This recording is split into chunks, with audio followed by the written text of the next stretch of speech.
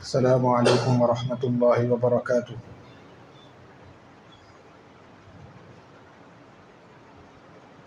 الحمد للہ نحمده ونستعینه ونستغفره ونؤمن به ونتوکل علیہ ونعوذ باللہ من شرور انفسنا ومن سیئات اعمالنا، من يهده اللہ فلا مضل له ومن يضلله فلا هادی له، ونشهد ان لا الہ الا اللہ وحدہ لا شریک له، ونشهد ان سیدنا ونبینا ومولانا محمدا عبدہ ورسولہ، اما بعد۔ قال النبی صلی اللہ علیہ وسلم: من تواضع للہ رفعہ اللہ، او کما قال علیہ الصلاۃ والسلام۔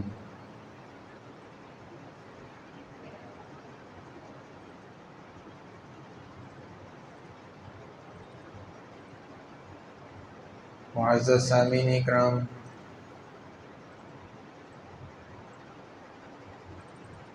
جو حدیث میں نے آپ کے سامنے پڑھی،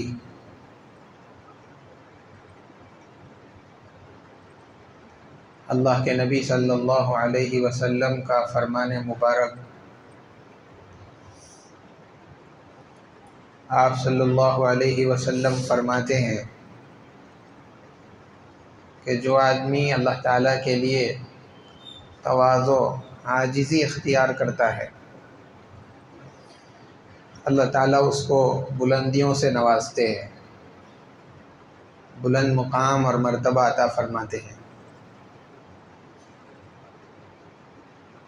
تواضع کے معنی اپنے کو چھوٹا اور کمتر سمجھنا، دوسرے کو اپنے سے اچھا سمجھنا،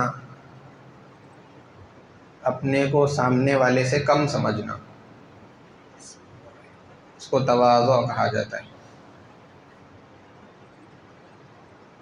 اپنے کو چھوٹا سمجھنا تواضع ہے، زبان سے اپنے آپ کو چھوٹا کہہ لینا یہ تواضع نہیں ہے۔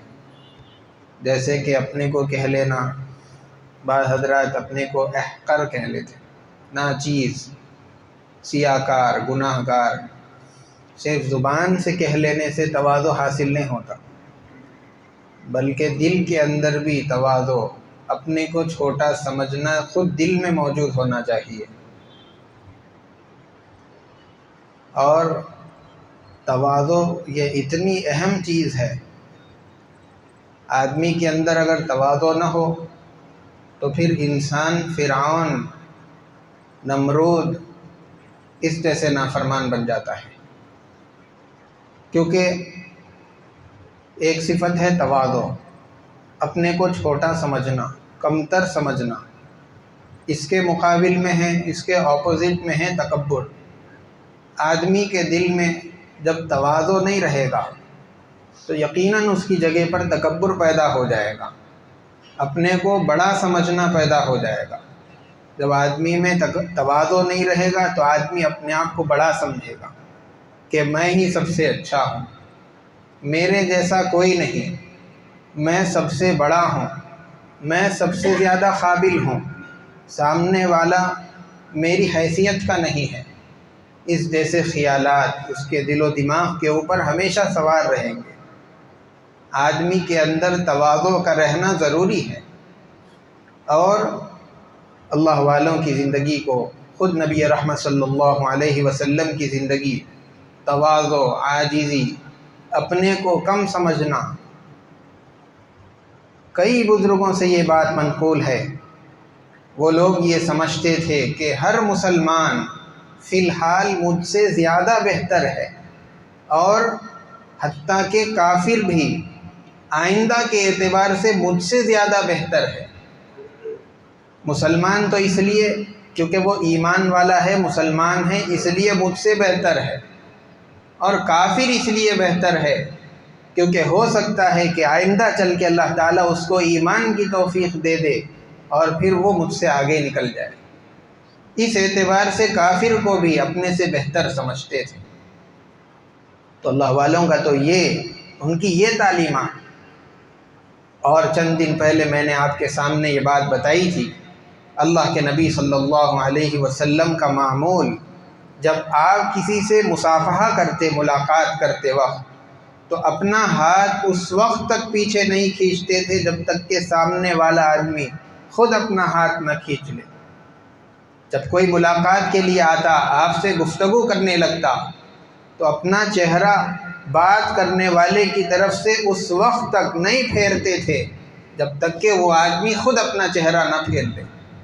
اور جب مجلس کے اندر بیٹھتے تو اللہ کے نبی صلی اللہ علیہ وسلم سب کے برابر ہو کر کے بیٹھتے تھے، اپنے گھٹنوں کو دوسروں سے آگے نہیں بڑھاتے تھے۔ تو اللہ کے نبی صلی اللہ علیہ وسلم کا یہ عمل، اس کے اندر کتنی تواضع، اپنے کو ساروں کے برابر رکھنا۔ آپ سید الاولین والآخرین ہے، ساری کائنات کے سردار ہے، سب کے سردار ہونے کے باوجود اپنا کوئی امتیاز نہیں، اپنی کوئی امتیازی حیثیت کو ظاہر نہیں فرمایا، بلکہ سارے لوگوں کے ساتھ برابر میں ہو کر کے بیٹھا کرتے تھے۔ اولاً صحابہ اکرام رضوان اللہ تعالی علیہم اجمعین جس طریقے سے مجموعے میں بیٹھتے، اگر اللہ کے نبی صلی اللہ علیہ وسلم تشریف لاتے تو ان کے ساتھ ہی بیٹھ جایا کرتے تھے۔ اب اگر کوئی اجنبی آدمی باہر سے آتا جو حضور صلی اللہ علیہ وسلم کو نہیں پہچانتا تھا، دیہات کا رہنے والا، دوسرے علاقے کے لوگ جب آپ کی مجلس میں شریک ہونے آنے لگے تو ان لوگوں کو یہ پہچاننا مشکل ہوتا تھا کہ ان ساروں میں نبی کون ہے۔ اتنا اپنے آپ کو اللہ کے نبی صلی اللہ علیہ وسلم نے مٹایا، سب کے برابر رکھا۔ اور جب مجموعہ کثیر ہو جاتا تھا تو پیچھے والوں کو اللہ کے نبی صلی اللہ علیہ وسلم کی زیارت کرنا مشکل ہوتی تھی، اس لیے کہ آپ سب لوگوں کے برابر میں بیٹھتے تھے۔ پھر صحابہ اکرام رضوان اللہ تعالی علیہم اجمعین نے اللہ کے نبی صلی اللہ علیہ وسلم کے سامنے یہ باتیں رکھی کہ جب دوسرے اجنبی آتے ہیں تو آپ کو پہچان نہیں پا رہے، اور جب مجموعہ کثیر ہو جاتا ہے تو آپ کی آواز پیچھے تک نہیں پہنچ رہی، پیچھے والے آپ کی زیارت نہیں کر سک رہے ہیں۔ اللہ کے نبی صلی اللہ علیہ وسلم نے اجازت دی، پھر آپ کے لیے ایک چوکی بنائی گئی، اس پر آپ تشریف فرما ہوتے تھے۔ تو یہ عاجزی، یہ تواضع اللہ کے نبی صلی اللہ علیہ وسلم کی زندگی کے اندر، اور اللہ کے نبی صلی اللہ علیہ وسلم کا صرف بیٹھنا ہی نہیں، آپ کے زندگی کے ہر عمل میں، آپ کے چلنے میں، آپ کے کھانے پینے میں، سونے میں، ہر چیز کے اندر تواضع نظر آتا تھا۔ اللہ کے نبی صلی اللہ علیہ وسلم جب چلتے، ایک روایت کے اندر آپ کا یہ عمل بیان کیا گیا کہ آپ نے کبھی ٹیک لگا کر کے کھانا نہیں کھایا، اور چلتے ہوئے کبھی یہ نہیں دیکھا گیا کہ آپ کے پیچھے پیچھے صحابہ چل رہے ہیں، بلکہ چلنے کے اندر بھی اللہ کے نبی اس بات کا لحاظ رکھتے تھے صلی اللہ علیہ وسلم کہ میں چلوں تو اپنے صحابہ کے ساتھ ساتھ چلوں، ایسا نہ ہو کہ نبی آگے جا رہے ہیں اور امتی سارے صحابہ پیچھے چل رہے ہیں، ایسا زندگی میں کبھی نہیں ہوا۔ اسی لیے اس بات کا خوب خیال رہنا چاہیے کہ جب چلیں تو سارے ساتھیوں کے ساتھ مل کر کے، اس لیے کہ آدمی جب آگے چلے گا لوگ اس کے پیچھے پیچھے چلیں گے، اس کی وجہ سے سامنے چلنے والے کے دل کے اندر تکبر، بڑائی، اپنا بڑا پن اس کے دل کے اندر پیدا ہو سکتا ہے۔ اسی لیے سب ساتھیوں کے ساتھ مل کر چلنا، سب کے ساتھ برابر میں بیٹھنا، ہر ایک کے ساتھ جو سارے لوگ کر رہے ہیں ہر آدمی کو اسی طرح کا عمل کرنا چاہیے، اپنے سے سارے ساتھیوں سے ہٹ کر کے اپنی کوئی شناخت، اپنی کوئی حیثیت ظاہر کرنے کی کوشش نہیں کرنا چاہیے۔ آدمی تکبر کیوں رہتا ہے؟ آدمی کے اندر جب انا ہو، میں پنے کا بت جب اس کے دل کے اندر رہے گا تب تک اس کے اندر تواضع پیدا نہیں ہو سکتی۔ آدمی اگر اپنے اندر تواضع پیدا کرنا چاہتا ہے، عاجزی انکساری اپنی زندگی میں لانا چاہتا ہے، اس کے دل کے اندر جو انا کا، میں پنے کا جو بت دل کے اندر بنا ہوا ہے اس کو توڑنا پڑے گا۔ اس کے ٹوٹے بغیر آدمی کی زندگی کے اندر تواضع نہیں آ سکتی۔ آدمی اس کو توڑے بغیر چھوٹا بننا چاہے نہیں بن سکتا۔ اسی لیے سب سے پہلے جو انا کا بت ہے، میں پنا جو دل کے اندر بیٹھا ہوا ہے، اس کو دھونا ہوگا، دل سے صاف کر کے نکالنا ہوگا، تبھی زندگی کے اندر تواضع جیسی اچھی صفت، انکساری جیسی اچھی صفت اور اس جیسے اچھے صفات اس کی زندگی کے اندر پیدا ہوتے چلے جائیں گے۔ اللہ والوں کے بہت سارے واقعات تواضع کے کتابوں کے اندر لکھے ہوئے ہیں۔ بس ایک واقعہ آپ کے سامنے عرض کروں۔ حضرت مفتی عزیز الرحمان صاحب رحمۃ اللہ علیہ، جو اپنے وقت کے سب سے بڑے مفتی تھے، اس زمانے کے اندر اگر وہ فتویٰ دے دیتے، پوری دنیا کے اندر ان کا فتویٰ چلتا تھا۔ ان کا تواضع، ان کی عاجزی، جب گھر سے مدرسہ جانے کے لیے نکلتے، اس زمانے کے اندر فتوے دینے کا کام کرتے تھے۔ گھر سے نکلتے، چونکہ ان کے گھر کے اطراف بیواؤں کے چند مکان تھے، مدرسہ جانے سے پہلے ان بیواؤں کے گھروں پر جاتے، جا کر کے ان سے کہتے کہ بی بی اگر بازار سے کوئی چیز لانی ہو تو بتاؤ، میں لا کر کے دے دیتا ہوں۔ اب وہ خاتون جو بیوہ ہوتی وہ کہتی کہ ہاں مولوی صاحب دھنیا لانا ہے، پیاز لانا ہے، نمک لانی ہے، فلاں چیز لانی ہے، یہ لانا ہے، اپنا پورا سودا لکھا دیتی۔ دوسری بیوہ کے گھر جاتے، اس طریقے سے ایک کے بعد دیگرے، پھر تیسرے، پھر چوتھے، اس طریقے سے ہر مکان پر جا کر کے ان کی فہرست لیتے، بازار جاتے، ان کا سودا لا کر کے ان کو گھر پہ دیتے، پھر اس کے بعد مدرسے جاتے۔ یہ تواضع۔ کبھی کبھی ایسا ہو جاتا کسی گھر پہ لے جا کر سودا دیے، اب وہ خاتون کہتی کہ اجی مولوی صاحب تم نے یہ کیا لا کر کے دے دیا؟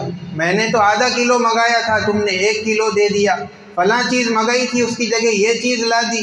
وہ کہتے کہ بی بی پریشان ہونے کی ضرورت نہیں ہے، میں پھر بازار جا کر کے بدل کر لاتا ہوں، لا کر کے دیتے، اور پھر بازار جاتے، اس کو بدل کر لا کر گھر میں دیتے، پھر مدرسے جاتے۔ تو یہ خدمت، یہ تواضع، کتنے بڑے آدمی ہیں۔ مفتی اعظم ہے دارالعلوم دیوبند کے اندر، جو جہاں کا فتویٰ پوری دنیا کے اندر چلتا ہے، اگر ان کی دستخط فتوے پہ ہو جائے، سارے لوگ پوری دنیا کے اندر آنکھ بند کر کے اس فتوے کو مانتے ہیں۔ لیکن ایسا بڑا آدمی اتنی تواضع، اتنی عاجزی کے ساتھ، جب بازار کے اندر دیکھنے والے ان کو پہچان نہ سکے کہ یہ علم کا پہاڑ ہے، یہ مفتی اعظم ہے، ایسی سیدھی سادی زندگی، تواضع عاجزی والی زندگی گزار کر کے اللہ والوں نے ہم کو سکھلائی، ایک تعلیم اور سبق دیا کہ زندگی گزارنا ہے مسلمانوں کی طرح تو ایسی گزارو۔ ان کو نمونہ بنا کر کے ہم بھی اپنی زندگی کو سنوارنے کی کوشش کرنا چاہیے۔ ان کے راستے پر چلیں گے، ہماری زندگی کے اندر بھی اصلاح ہوگی، تواضع، عاجزی، انکساری پیدا ہوگی۔ لوگ زبان سے کہہ تو دیتے ہیں کہ ہم ناچیز ہے، ہم گناہ گار ہے، ہم خطا کار ہے، لیکن آدمی کیا دل سے کہہ رہا ہے یا صرف زبان سے کہہ رہا ہے؟ اس کے پرکھنے کا بڑا آسان راستہ اللہ والوں نے بتایا۔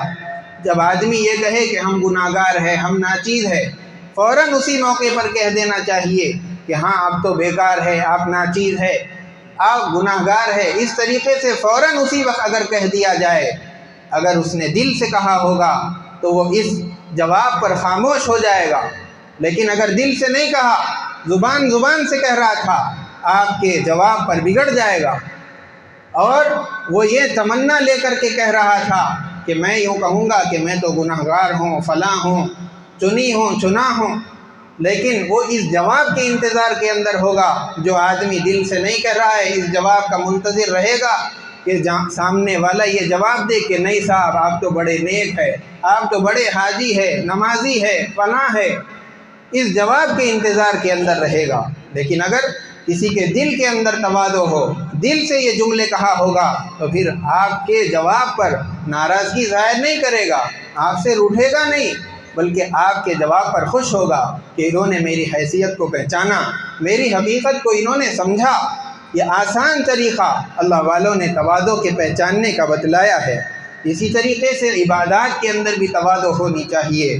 نماز پڑھ کر کے یہ نہیں کہ ڈھنڈورا پیٹتے بیٹھ گئے کہ میں نے نماز پڑھ لی، اور یہ دوسرے عبادات کے اندر بھی 2-4 حج کرنے کی اگر اللہ تعالیٰ نے آپ کو توفیق دے دی، اب ساروں کے سامنے چرچا کر رہے ہیں، دوسرے حج میں گیا تھا تو فلاں جگہ ایسا ہو گیا تھا، تیسرے حج کے اندر گیا تھا تو وہاں سے یہ سامان خرید کر کے لایا تھا۔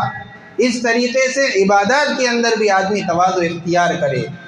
عبادات کی توفیق اللہ تبارک و تعالیٰ کی طرف سے، آدمی یہ سمجھے کہ یہ جو جتنے عبادات مجھ سے ہو رہے ہیں، میں اپنے اندر کوئی چیز نہیں ہوں، مجھ سے یہ نہیں ہو سکتا تھا، اللہ تبارک و تعالیٰ کی توفیق سے ہوا، اس نے مجھے توفیق دی جس کی وجہ سے یہ نماز ہوئی، یہ حج ہوا، یہ روزہ ہوا، یہ زکوٰۃ ہوئی۔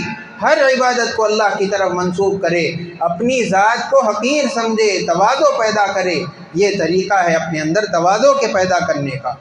اسی لیے جب آدمی کوئی بھی عمل کرے 2 کاموں کا اہتمام کرے۔